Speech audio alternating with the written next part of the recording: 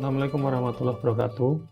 Pada pertemuan ini kita akan membahas dan mengenalkan sifat animasi dan fisika pada animasi tiga dimensi.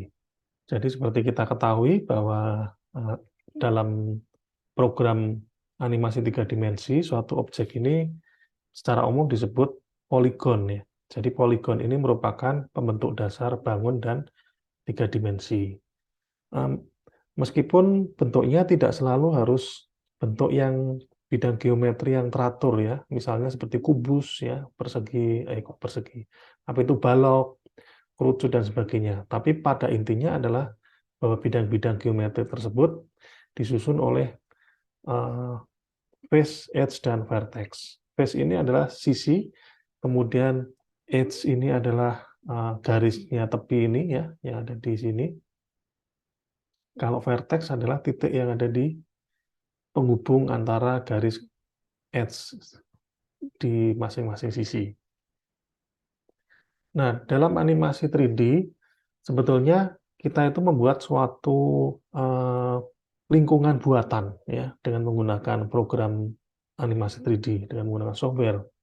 Nah, tentu kalau kita ingin membuat lingkungan buatan, maka kita juga harus memperhatikan aspek-aspek apa yang biasanya ada di dalam lingkungan yang benar-benar real ya, lingkungan kehidupan kita sehari-hari. Prinsip yang pertama adalah squeeze dan stretch, ya, yaitu melar, menarik, mengendor, atau menekan. Nah, seperti kehidupan sehari-hari, kadang-kala kita juga menemukan suatu objek-objek yang bisa melar ya, bisa mengendor.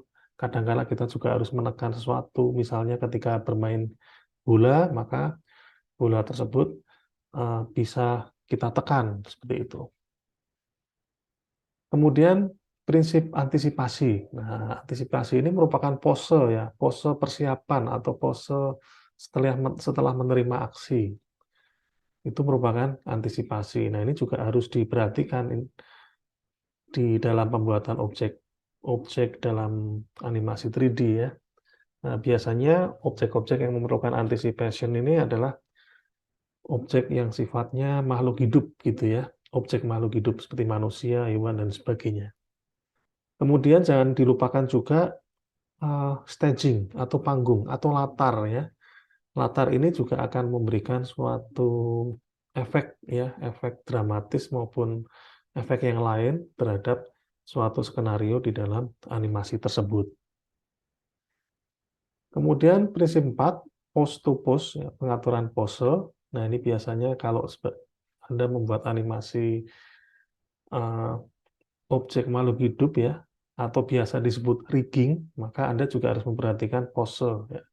Kalau membuat objek manusia ya jangan seperti membuat robot kaku dan sebagainya seperti itu ya, tapi juga harus benar-benar dibuat uh, se seluas mungkin.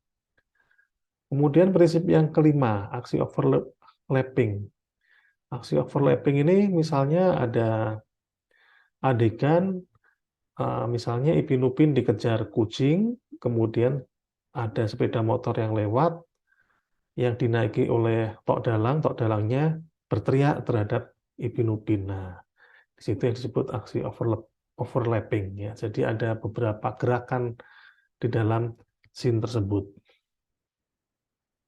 Kemudian prinsip 6, slow in, slow out, tidak berhenti tiba-tiba. Misalnya ada adegan mobil yang harus berhenti, ya Anda harus membuat suatu skenario mobilnya tidak langsung tiba-tiba berhenti. Ya, kecuali kalau untuk genre-genre animasi tertentu ya, misalnya untuk animasi yang lucu-lucu gitu ya, itu sih nggak masalah.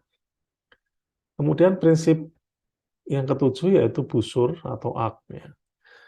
Nah ini eh, gerakan busur ini gerakan tangan ya, yang bergerak secara natural. Jadi ketika Anda atau kita membuat suatu objek makhluk hidup, kalau gerakan tersebut sedang melakukan suatu gerakan, misalnya mengangkat tangan, sedang berjalan, dan sebagainya, maka harus ada prinsip yang ketujuh ini.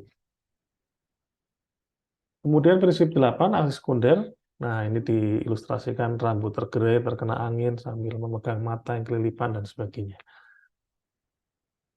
Kemudian prinsip ke-9 yaitu timing, dan prinsip yang ke-10 ini untuk genre tertentu ya, misalnya yang animasi yang bersifat lucu ya boleh-boleh saja sifatnya lebay. Tapi kalau yang memang benar-benar menceritakan kehidupan sehari-hari seperti Sopo Jarwo ya mungkin sesuai dengan kondisinya ya. Tapi kalau misalnya untuk yang komedi ya, misalnya apa ya, kalau komedi itu larva ya, animasi larva, nah kan itu kan lucu ya, memang filmnya dibuat untuk eh, lucu gitu, ya itu nggak masalah ya.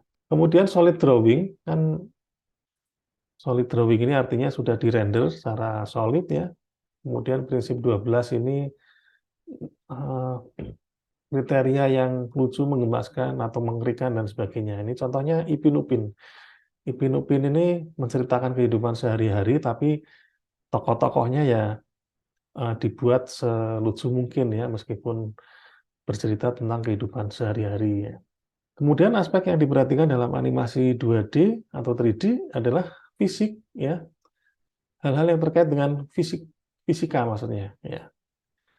Ada collision detection, ada particle fluid dynamic atau aliran gerakan. Nah, ini nanti juga akan kita pelajari secara eh, pelan-pelan ya. Nah, di sini contohnya ada skenario pasukan yang akan menembak helikopter. Tentu Anda harus memperhatikan kalau ini dia melepaskan apa ini roketnya, maka harus ada seolah-olah roket ini menembus atau terbang secara cepat. Nah, misal terus diberi ini misalnya ya, efek seperti ini. Kemudian ada partikel asap yang keluar di sini, anginnya ada energi angin yang ke belakang membelakangi, sehingga ketika partikel asap ini dikeluarkan, maka dia akan terbang ke belakang ya asapnya gitu. Kemudian ada aspek gravitasi. Ya. Begitu si roket ini mengenai helikopter, maka harusnya kalau helikopternya meledak di kondisi sesungguhnya, maka dia akan turun ke bawah ya, karena ada efek gravitasi. Kemudian yang ini, nah ini contoh yang lain. Contoh kain yang jatuh, kemudian menutupi suatu objek, apa ini, kubus ya. Maka bentuknya ya harus seperti kain yang menutupi objek kubus. Jangan seperti ini ya. Kalau ini kaku, tembus ya. Ini berarti belum disetting dengan aspek fisik, prinsip-prinsip fisik. Nah, untuk animasi partikel sederhana, nah nanti silakan dilihat di video setelah ini. Terima kasih. Assalamualaikum warahmatullahi wabarakatuh.